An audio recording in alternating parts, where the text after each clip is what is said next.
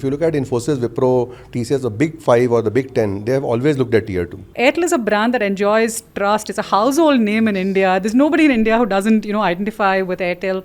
Bangalore is the largest commercial real estate market in the world. How can we add benefit to the customer without compromising data privacy and security, right? That is what we bring to the table. The best companies are bought, they are never sold. Founders have a lifetime, startups don't. The startups have to be brought up more the way kids are brought up. There are very few organizations in India who understand the Indian customer the way Airtel does.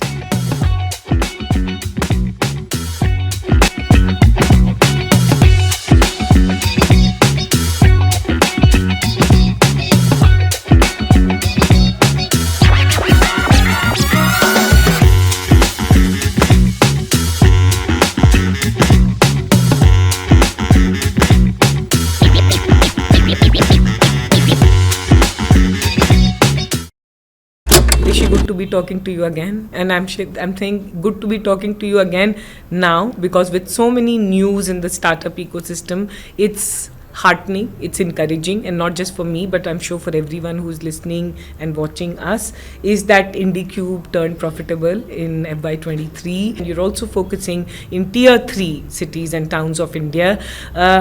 Phenomenal, real, authentic story. Because co-working and office spaces, we've gone through so many cycles and stories, but IndiQube has built a fundamentally very strong business. And I want you to share with us what are some of the signals on ground you are seeing? So I think COVID, if you look at our workspaces, IT has been one of the torch bearers where they have been consistently bringing the transformation, how workspaces have been running in India. Infosys and Wipro, all these companies have been to be given the credit. And then if you look at the startups of late, they were latching on to that bandwagon. So there were multiple trends happening. COVID accelerated many of these trends, which has happened now. And if I look at my generation, we went where work was. Now work is going where people are. So I think that's a big shift that has happened. And I believe the way the first 5 million people worked in IT, the next 5 are not going to work in the same way. So huge difference. So as a result, people want distributed offices. Typically, employees don't want to come to work. Employers want them to come to work. So as a result, there is a lot of focus on how the workspaces could be made more interesting, collaborative, a lot of focus on employee benefits. The senior leadership in most companies is tracking attendance on a daily basis. Who is coming to office? This everyone would be understanding. Yeah. So as a result, we are seeing that workplace is now become not a place of work only. It is a place where we also work. And the office has become our office. Typically, the hybrid is here to stay. So these are some of the prominent changes which we are noticing have happened on the ground. A lot of fungibility is what companies are expecting in terms, because nobody knows who, when, where, how. That's a big question, that who will come to office, when, where, and how they will come to office. So as a result of that, it's an HR problem. I don't see it as a admin problem only. Tier 3, 2-3 towns, how do you create repeatability? Like, I want to understand that part of your business. So as I said, that what has happened is that before COVID, we had a good customer base, and when these employees started going back, see that tier, let me take a pause and explain that how I see the tier 2. If you look at Infosys, Wipro, TCS, the big 5 or the big 10, they have always looked at tier 2. I think the biggest problem in scaling up in tier 2 has been the mid-level talent. Typically, which was never available in these cities. You can always hire as many freshers as you want and train them and all that, but mid-level talent was a scarcity. When people went for COVID and they decided to stay back, that's where the 10% talent, which was the catalyst, which was missing, actually got created over there. And that's where the tier 2 phenomena actually started happening. And a lot of our clients who had taken up office spaces from us in tier 1s, they said that, okay, now we have to start tier 2. Now their big problem was, how do they provide the same experience? The consistent experience. Even if they have 20 employees, they wanted the same chai coffee to be offered to their employees, same access control, same parking levels, same levels of safety, EHS norms and all of that. So they wanted one partner, a pan-India basis. And our business is not a real estate business, it's a services business, it's a very high-touch business. So like any other services business, we looked at SLAs, draw down the manuals, focus a lot on training our staff, created customer relationship managers, invested a lot on technology. So like today our technology, like people and their employees can actually on the dashboard see and control the activities that are happening in their office, how much power I'm consuming, water to whatnot. So I think that is where they want one neck to choke. And that's where they are looking at one partner. So think about it that if you have 40 regional offices, 40 regional branch offices, 4 regional offices, and 1 head office, you would like a consistent experience in all your places. Yeah. So that is, I think, the problem that we are addressing. That can there be one partner, and can this whole thing be outsourced like the way banks used to outsource IT? They had so many branches, they wanted one IT partner to run all their branches. So I think a very similar thing is happening in the workspaces now. And someone you get to trust. Yes, yeah. That's a key thing. The consistency is a key thing, the service levels. So it's like a B2B business. So that's the key. As businesses scale, like IndiQube, we've seen businesses scaling in the last few years in the startup ecosystem. Is that how do you see Airtel play a supporting role as businesses scale? A lot of what I wanted to talk about is what both of you just touched about, right? Rishi was talking about how businesses want to scale without compromising on aspects like security, for instance, scalability, for instance. All that is still pre-COVID era. Nobody wants to compromise on aspects like data security, right? Privacy. Those are core aspects as they want to scale and enable work from home solutions, right? That has not evolved. So a lot of what Airtel is doing is supporting our customers in aspects like that. For instance, our SD-WAN is a new technology. We've rolled it out where it enables you to work from home without compromising on aspects like security, scalability, and so on.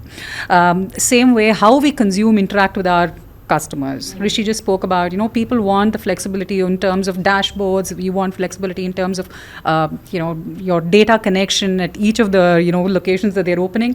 All that is built on connectivity that's, an organization like Airtel can provide, right? And you spoke about trust. Airtel is a brand that enjoys trust. It's a household name in India. There's nobody in India who doesn't, identify with Airtel. And it's the trust quotient that we've built up over the years is huge, right? And just as the person on the street trusts us, large organizations trust us as well. So we work with so many organizations today who've outsourced their entire security needs to us, right? So we again protect them, the entire data residency issues, data security, privacy issues, where we ensure those are not compromised, at the same time helping them scale up. We have all come back after a world that changed with pandemic, and I think the working environment has changed, and then it's like hybrid now, and I hear some have 3 days working, 2 days working, some have like back to office every day. So it's a changed world. How do you operate in this hybrid work environment, and tell me what you're doing as IndiQube to stay ahead? So if you look at the hybrid work environment, multiple things have happened. One is people want walk to work. Or they want to be closer to their homes. So what it meant was that earlier than COVID, the companies were in a consolidation mode, trying to go to larger tech parks which are on the periphery. Now suddenly when you want properties in the city, the good properties were not there. So we picked up renovation in a very big way, where we looked at property which were say 20 years old, 30 years old. We are doing a lot of work with IIM Bangalore now. Because what is happening in India also is, as metro is coming to all Indian bigger cities, the city centers have to get redeveloped. They have to come back to life.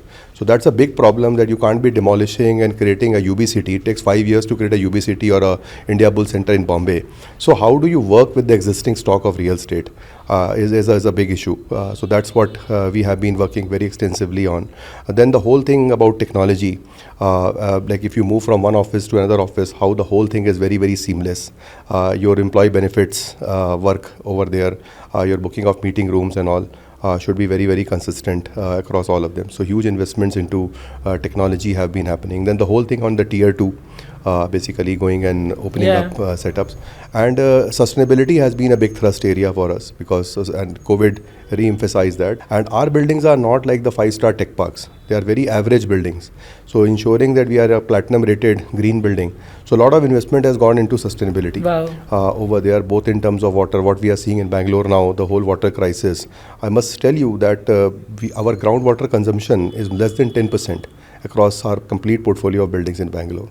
And because recycling of water through sewage treatment plants, to rainwater harvesting and low flow rate taps, all of that we have implemented well in advance, waste management and all. So that is another key thrust area for us. The other big aspect has happened is, as I was saying earlier, that now from the office it has become our office. So the companies are looking at a lot to be done for their employees. So big focus is on the wellness of employees, recreation, events. Now we have 52-week event calendar. right from the Valentine's Day to Independence Day, everything is celebrated in the office. So the community feel that engagement. And still we are not happy. So he's still there, yeah, of course. So I always say that in the IT sector, most of the people think that they are God gift to mankind. So that's a problem we have today. So we are looking at focusing a lot on the B2C services, also a lot on the B2B side of the services, ease of doing business, because a large portfolio of our customers are not very large companies. They are startups or mid-sized companies. So for them, how do they seamlessly scale up, scale down over there if they have distributed offices? How did all of that work is a key area of focus for us. Providing employee transport, like for example, we provide citywide transport because after COVID, people are not very keen to commute in the buses and public transport and all. So now we have a citywide network of buses which ply people in the safety and comfort of that. So those are the philosophies. A lot of focus on food we are doing, like all our food is cooked into our centralized kitchen, brought in because people want to see the supply chain, how the food is actually coming to them and all of that. If you had to go back and tell us, like, you and Meghna have co-built this company, that क्या चीज़ था जो कि product market fit हुआ, और what is it that you think worked? So I think it starts from the way IndiQube was took birth actually, like because for CareerNet, that's the first business which me and my brother started many years back. So we have a business which is the largest recruitment company in India. So every 2 years we are changing office. So we are fed up with that. And we said that we take a large office space of about 100,000 square feet. This was in 2013. And we required half the space. We said other half we will give to companies and sublease it to them. And then when we are expanding, we'll ask them to go. And that is where when these companies came in, they started asking, can I use your boardroom, training room, transport, food, whatever amenities we have created for us, they started asking for that. Now that is where we realized that there is a big gap in the market. You have tech parks or you have nothing. There was no concept of brand. You had individual landlords and you never know what quality or compliance or consistency they are likely to provide. So that is how the whole thing started. Our belief from the beginning has been that this is a enterprise, large size, long stay business. This is not a co-working business. So other aspect has been that because India is a very large real estate market, we realize that this requires a 1.0. I always say jokingly that some of my competitors offer free beer in the office, right? I say that this country requires affordable food and transport before we can offer free beer in the office. So you don't require a 5-star buffet in this country. You require an a la carte with a pay on demand, what Indigo kind of companies mastered. So I think those are the places where we said that one size doesn't fit all. You have to be personalized, customized, pay as you use, on demand. So those are the aspects which I think became very big differentiating factors, and that's where our enterprise customers started liking that. And that built in. You'll be surprised, I heard about WeWork after 2 years of starting our business. So a lot of in startup, how people say that this is happening in US, let me copy and do it in India. On the contrary, like we were touring New York, we thought, okay, we have been hearing this name, let us visit that place. So it took us 2 years. So from the beginning, and another aspect is, I was telling Samyuktha before this, that Bangalore is the largest commercial real estate market in the world. Bangalore absorbs 14 million square feet of office space. Way in excess of a New York or Shanghai or any of those kind of cities. So it is the largest commercial real estate market in the world. So how can you have not a 1.0? You can't be copy pasting something from another country and bringing it out here. So I think our belief that the fundamental market is very large. We need that or 1.0. We need to be conscious about the cultural sensitivities, our priorities, our needs. And I think that's where we could get the product fitment right. Tell me about this insight to get into co-living. That's very, very different, no? So co-living, if you ask me, before COVID was looking like a very, very promising opportunity. I think COVID was a big jolt for that, typically because, and it has not recovered fully, if you ask me honestly, since then. We have been looking at because our one focus, walk to work, has been there. So there the key idea is that if there are other co-living operators, if we can partner and ensure that how do we reduce the carbon footprint. Like typically people should be able to, in 20 minutes maximum, walk to work kind of a concept. So co-living, I will say, is as of now in a pause mode. The other problem in co-living has been the competition comes from a lot of chawls. typically the PGs, and they have no compliances. Yeah. So for any large operator to actually run a compliant business and be competitive in terms of pricing is turning out to be a very, very big challenge. You know, for brands and businesses today, it is important for them to reach their customers, their target audience through various channels. And I would love if you could share with us that how Airtel supports businesses to... All right. You know, just as Rishi was talking, right, a good business puts the customer at the heart of everything that they do. Right? And it's important to reach the customer through across channels, across communication channels, and different manners, what works for that customer, right? So for a certain customer, WhatsApp may work, for another customer, voice may work, for another customer, SMS may work. And for each customer, depending on the situation, you might want to do voice when you have a transactional issue with a brand, but you may choose WhatsApp for a marketing promotion that the brand wants to reach out to you, right? And that may work, well with you. So what we've done is we've brought together all of these different modes of reaching out to the customer as one consolidated platform, right? Through which they can offer, brands can reach out to their customers in a seamless way through one specific customer. And we are offering this as our CPaaS platform.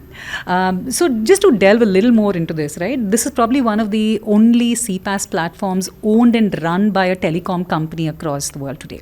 Right? And why is that unique is if you look at it, a lot of this, when I talk about voice calls, when I talk about SMS, right, a lot of it are our own products. Right? We're not reselling it. So what we're able to do is we're able to bring to the table a lot of benefits in terms of operational and economic efficiencies. Right? If you look at Airtel today, Shradha, we have close to 400 million customers in the country today. Yeah. There are very few organizations in India who understand the Indian customer the way Airtel does. Right? And we've been working with these customers over decades. Yeah. Right? We know their preference in terms of today. I know where you work. I know where you sleep, I know how you travel, what your banking habits are, what your, insurance habits are. Yes. Right? For you, yeah. Yes. So, and at the same time, how can we add benefit to the customer without compromising data privacy and security, right? That is what we bring to the table. The kind of knowledge that we have in terms of, what constitutes an Indian family unit, right? We have that visibility. Right? Where do you live? What are your, app browsing preferences? Are you more responsive on SMS? Are you more responsive on WhatsApp? That is a kind of deep insight about the Indian customer that we can bring to the table. Yeah. Right? And it's beneficial to both the brands and the customer, and without compromising security and data privacy, because the entire thing is built on our own platform. How do you look at the security? Because for all these digital native businesses, this is of utmost importance. Absolutely. Security, the absolute clincher about security has not changed. We're talking about work from home, we're talking about anywhere. Organizations want that flexibility, but not at the cost of that security, right? So security, for instance, we're seeing the trends in the security aspect. If you look at what's over the last 1 year, we've seen a lot of media coverage about data breaches in certain brands and all of that, right? So what we're bringing to the table, Shradha, especially security, typically organizations go about it in a very, siloed way. Hey, I want a spam filter, I'll go, with one brand. And I want a little bit of something else, I'll go with another brand, right? So what that does is you're working with 5-6 different brands without any proper integration between them. Right? And that leads to faults going forward, right? That's a weak point in your security overall architecture going forward. So what we've done is we offer the entire security suite of products where we own and manage the SLAs for the brand. Right? And we will commit to your SLAs. We will work for it right from your endpoint security, be it ZTNA, which is another trend going on in the security landscape arena right now, be it just plain vanilla spam filters. We will own your end-to-end security for across any device, be it within the enterprise, outside the enterprise. We will give you dashboards to monitor it, holistically, and we will own the SLAs. You mentioned in TechSparks that your primary aim is to ensure absolute scalability and stay away from an expiration date for IndiQube. Now tell me, what are some of the strategies that you deploy for this, or has helped you to consistently stay ahead? So I will say, from my first venture, one key thing has been, the belief has been that the best companies are bought, they are never sold. So let's not create business with that kind of an intent. And the other aspect has been for any company, founders have a lifetime, startups don't. So as a founder, I can start the company. I may run it till the time I think I am the right person to run it or I want to run it. But when the time comes in, you have to pass on the baton and move to the next one. So I think these are the two very, very fundamental things that we believe. Third is basically that the whole resilience, focus on unit economics, getting the whole thing right, not getting overboard. With a lot of basically the valuation, not chasing that kind of a thing. And also the startups have to be brought up more the way kids are brought up. You give birth to a child, you inculcate the right competencies, give them the right values, and pass on the knowledge and allow them to flourish. I think very similarly, when you create a startup, right from the beginning, that's very important, that build the right teams, get the right guys on the team and have the right value system. Without that, like for example, I will give you, like in our company, we have a policy that if in any office get-together, if there is booze, it will be paid for by the people. Booze is never on the house, right? So we have kept that policy. Yeah. There is no concept of entitlement in the company that, okay, this employee will stay in this class of a hotel and stuff like that. So I think those are very important, and they define the culture of the company as you grow. So if those are the things we do right, then this question can be addressed actually. What are some of the trends that you see in the telecom industry which could have an impact on the startup? I'm personally so excited about 5G. Right? India as a country launched 5G a few months ago, right? Just late 2023 is when we introduced 5G.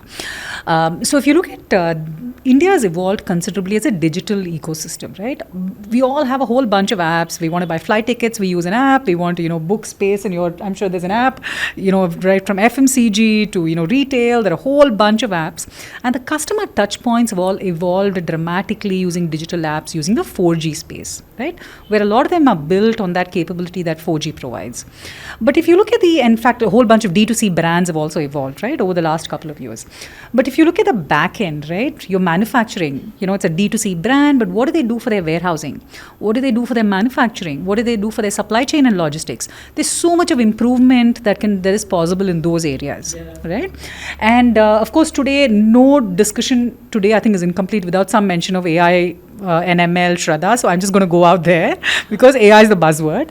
If you look at inherently, right, AI and ML by definition need processing power. They need to process large volumes of data in very short spans of time, right? That is the basic definition. And I think that is what 5G provides, right? We're going to see huge jump in terms of speed, processing time, latency. So we're going to see use cases involving AI and ML. I'm very, very excited about that. We're going to see a lot of improvement in terms of autonomous vehicles, be it the IoT space, be it, health tech, telemedicine. So these are areas that I'm very excited about. And in turn, it's going to translate into startups in all of these avenues, because what 5G brings to the table is in terms of quantum jump in the term processing power, latency and speed. Yeah, and I have one very quick question is that how do you see customers leveraging data to reduce the customer acquisition cost and increase the customer lifetime value? All right. Those are very, very good parameters, because broadly the lifetime value of a customer and the customer acquisition cost are two parameters that most startups will track, because it gives you a pulse into the financial health of how good are your customer outreach efforts, customer, marketing efforts. And broadly in the industry, if you look at a SaaS startup, right, 3:1 is a good ratio to have, right? You want the customer to stay with you for a longer time, make more purchases, and minimize your customer acquisition cost.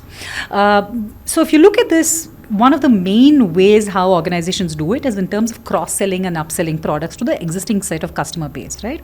It increases stickiness for a customer, increases repeat purchase from that same customer, at the same time minimizes customer marketing costs, right? So, and again, when I think of cross-sell and upsell, one of the core ways of doing it is to understand your customer very well and personalize your offerings, right? And again, going back to my earlier answer, the way that is where the CPaaS platform platform that Airtel has helps, because we understand the customer, right? We, in terms of geographic, in terms of psychometric, we know who's a family unit, who are your friends, who you talk to, the kind of knowledge that, organizations can use, leveraging our know-how of the Indian customer and how you can cross-sell and upsell to them. So one of the exciting things that you're doing today, right, a leading hospital chain in the country is very focused on preventive healthcare, right? So they're trying to get customers to come on board and take preventive health checkups, right? So we're partnering with them. Typically, what is the kind of profile of a customer who could be interested in a preventive health checkup is possibly somebody who's invested in health insurance, right? So those would be your first cohorts of somebody who would invest in preventive health checkups. So that is the kind of, the bridge that we build, right? Helping them reach out to the right customer audience. So probably when Rishi is opening his next IndiQube office, happy to partner with him and, help him say who is the target customer that you should be reaching out to. Because we're doing that today with banks, for instance, right? Where should you open your next ATM? Right? Where should you open your next, who are your target customers? How many people are going to be your banking customers in the next locality? That's very good, intelligent data, insight. Absolutely. Yeah. And this happens without compromising in an individual's privacy or security, right? At an aggregate level. How do you measure? What are some of the metrics internally? I'm sure you have a net promoter score. How do you see that people, because, it is at the end of the day experience. So I think, as I mentioned, we offer a plethora of B2B and B2C services to our client. The key parameter is adoption. And we always create pilots, typically implement them on a small scale, take the feedback, and do a lot of Brahma and Shiva on that, right? So you create something, and if it's working, great. If it's not working, then do that. Because today it is very difficult to get into a feature war. Whether it comes to technology or whether it comes to offering the services, and remain true to your core promise. So for example, in our business, we have a fundamental belief that our client's employee is the hero of the story. See, in India, why people invest in good quality offices is to retain and attract and retain the employee. So that is a fundamental thing. So anything that can improve the employee's productivity, enhance the experience, is a key thing for us. Second is the ease of doing business. So that is a metric, and not very too much about that what my competition is doing, what is working, not working, kind of a thing. Just focus on that, and we have a detailed CSAT. Every year we do that, and we do it across 2-3 levels. The CXOs across our clients, the admin heads, which are our direct stakeholder, and their employees. And whatever learnings are there, we implement. We take them very seriously. How many businesses would be, as in working, I'm saying, leveraging IndiQube?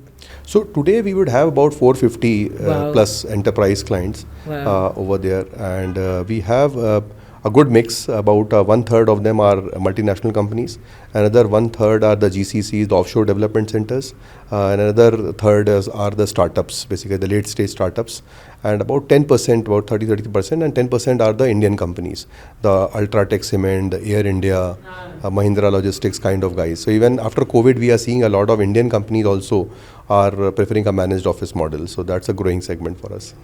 What's your strategy at Airtel to engage with enterprise customers, and then what's in store for 2024? All right. So Shradha, we're just going to be, if you look at Airtel, right, we will continue making, a lot of investment in our core communication network, right?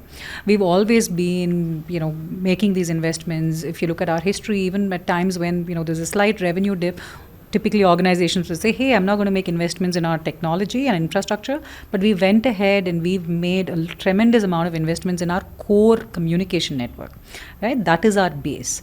So what we're going to do is we're going to add on to this in terms of we have our security offerings, which I just spoke about. We're very excited. Airtel today is the largest cloud data center provider in the country today, right, in terms of capacity.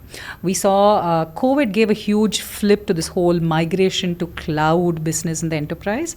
But broadly, I think we've not even scratched the surface. We just around 30% of workloads in India are now on the cloud. So there's a huge, headroom for us to grow, right? So we're making a lot of investments in the in the cloud business. We're also very excited about our digital offerings in terms of our communication and our CPaaS offerings that I just spoke about, because that also helps brands engage better with their audience, right? So in terms of security, in terms of data center, in terms of our digital offerings, at the same time ensuring we continue to invest in our our core offerings, which is our connectivity, would be the broad way to go for us. अगर मैं आपसे पूछना चाहूँ, distil कीजिए, सारांश में मुझे बोलिए 2-3 चीज़ें that you built which is very made in India way of building a profitable business, क्या होगा ताकि जो भी एंटरप्रेन्योर सुन रहे हैं आज वो सीखें and maybe it helps them in their journey, because the other thing is that you have not raise significant capital to do this. VC funding is not a end in itself. तो आज की सबसे बड़ी problem ये है India में कि बहुत सारे जो एस्पायरिंग एंटरप्रेन्योर्स हैं वो सोचते हैं funding is a end in itself. मेरा मानना है कि VC and private equity funding is gold plated money. It should be consumed very, very responsibly. पहली चीज़, that will be my advice. दूसरा, I always say that in a lot of ways the English media, the Western money and this IIT phenomena has hijacked the entrepreneurship story. Entrepreneurship story Hindustan में से बहुत ज़्यादा बड़ी है. I always take examples of companies like A2B or you take Suguna Chicken and these kind of things. They have no degrees, they have never raised any money. They have built thousands of crores of valuable business. So I think go beyond technology, go beyond the metros and have your ears on the ground. वो एक बहुत ही बड़ी चीज़ है. Third thing I will say is that whatever you think of, think big. Don't think very small and aim high. At the same time, stay grounded. That's a very, very, because that's what we saw in the last 4-5 years. The startup world somewhere started losing that. Stay grounded कैसे करे आदमी जब इतना पैसा मिल रहा है, इतना attention मिल रहा है? Stay grounded का वही है कि पैसा, you have to मानना पड़ेगा कि मैं तो ये बोलता हूँ कि ज़्यादातर जो हमारे VCs हैं, प्राइवेट इक्विटी है ना, ये सूट बूट वाले लाला हैं. right. So I think you have to be very, very clear that there is no free lunch, and if they are giving money, they are expecting much higher returns. And they have their own ways of looking at, they have their own attention span. Right. आज भी आप Germany में देखिए तो 60% से ज़्यादा businesses जो हैं, they are owned by families. And they are owned for 300 years, 400 years. Stock market में आज भी majority of the wealth is owned by families, not the private equity or the VCs. So I think somewhere we need to basically understand that and not raise that kind of money. Stay away from the limelight. जैसे I give this anecdote multiple times. हम लोग संस्कृत में पढ़ते थे. In school I had Sanskrit. So there was a very good shlok. काक चेष्टा भक्तो ध्यानम अल्पहारी ग्रह त्यागी यम विद्यार्थी पंचलक्षणम. तो आई थिंक एंटरप्रेन्योर वही है.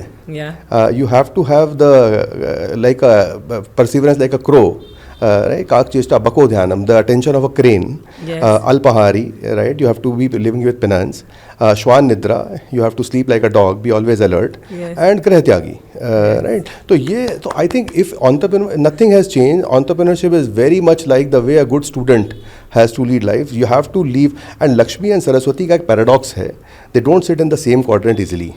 Right? So Lakshmi destroys Saraswati. Right. So it's a paradoxical thing, and if you can retain Saraswati, then Lakshmi will automatically follow. The last thing which I will say is that there are many shareholders beyond the cap table. Our family, our friends, our well-wishers. We should never forget them, and we should always be thankful to them whatever we achieve. As we grow. Gratitude. एक झुकाव, एक gratitude हमेशा होना चाहिए. And I think that is a key thing. If we just follow the basics what we have been taught in school, I think it's a wonderful story, and all of us can be successful. And be peaceful and happy, peaceful. Content होंगे. Yes. जो कि अभी कोई है नहीं. See, power without peace is a very dangerous weapon. You need to have peace. You need to have, then only power has any meaning over there. Yes. What are some of the tenets, what are some of the principles, what are some of the things that you do to maintain this high quality जो brand से association है? And this is a learning for all the startups and entrepreneurs who are listening to us. All right. I don't understand Sanskrit, but I can totally resonate with what Rishi said. Right? So, in terms of putting customer first, yesterday, I just want to dwell on, what happened yesterday at Airtel, right? So, yesterday was what would we call a complete customer focus day. Right, where every single employee from Airtel, I'm talking about senior management, senior executives, we spent the entire day out in the open, out in the field with our field staff, right, with our engineering teams, with our customer-facing, sales representatives, and so on, with our, the people who actually set up radio towers, do the actual work. This was more in terms of understanding how processes can be improved, how customer touch points can be improved, and I think this whole ethos of putting customer first is at the very core of the Airtel brand. Right? Yeah. Shradha, if you look at telecom industry as a whole in India, right? If you go back 15 years, there've been a whole host of players. Yeah. It is a very, very crowded market. But if you look at the telecom industry today, Airtel is the brand that has survived. Yes. Right? Yes. And it's in no small measure due to the fact that we put customer first over everything else. Right? And I think that stems right from the very top. The culture of putting the customer first. So within Airtel, I handle the enterprise segment. But, very often, sometimes I go into a customer's place, they tell me, hey, my broadband at home is not working. My dish TV at home is not working.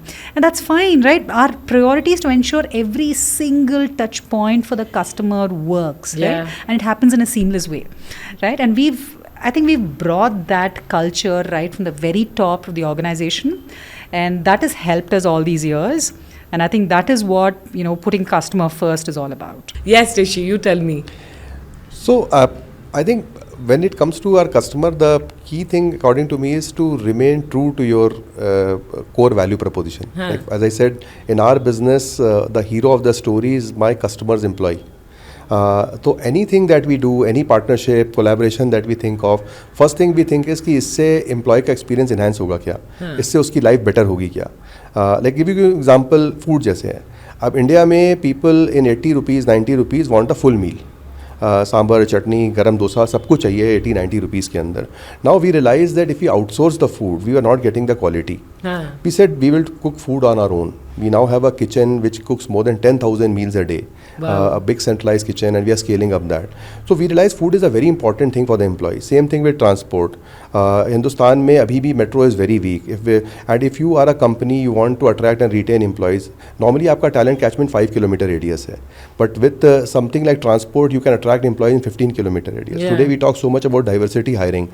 Now if you expect a women staff to work, then you have to have a safe commute being provided to your people. So those are the places. That's basically the litmus test that we apply for everything that we look at. Same thing applies to ease of doing business over there. The other thing I will say is that when we got in the business, we changed the whole metric in a way. किराएदार मकान मालिक relationship था. तो अगर एक बड़ा customer भी है जिसको 1 लाख स्क्वायर फीट का ऑफिस भी चाहिए, वो मकान मालिक के ऑफिस जाता था. I cannot think of any other business जहाँ कस्टमर जो है वेंडर के ऑफिस जाता है. Vendor comes to customer office.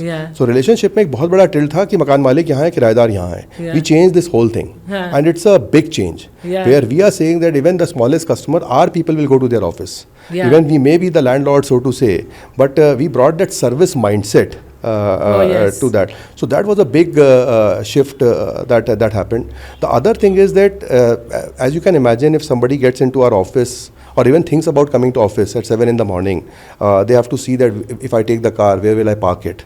Or which transport cab can I use today to go to office.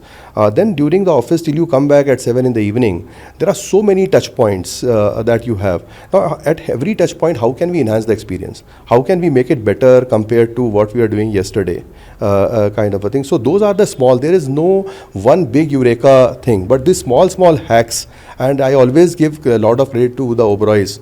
When it comes to hospitality, they are the gold standard, and no two ways about it.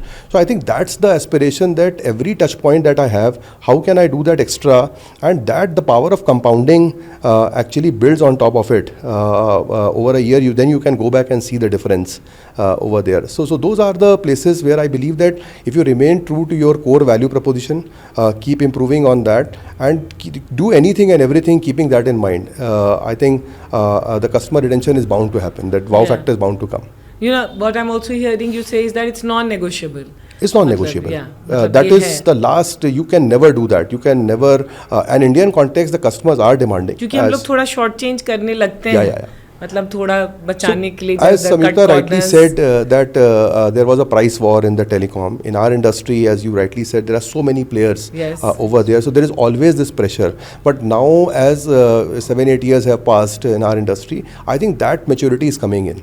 The men and boys are getting separated because it's a B2B business. Yeah. You can't say that I took a cheap office, but my internet is not working properly. Yeah. Or my UPS tripped.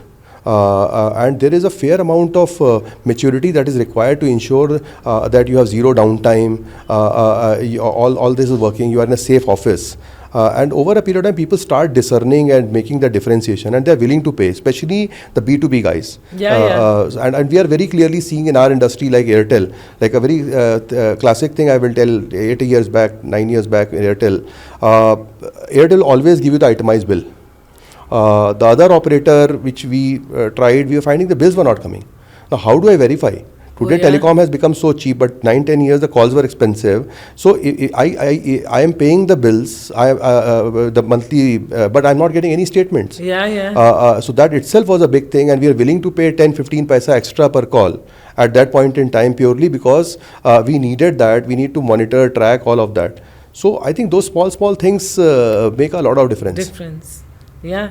So customer obsession सिर्फ बात नहीं है, यहाँ हम सीख रहे हैं कि it takes little things and consistently showing up every day with little things. Yeah.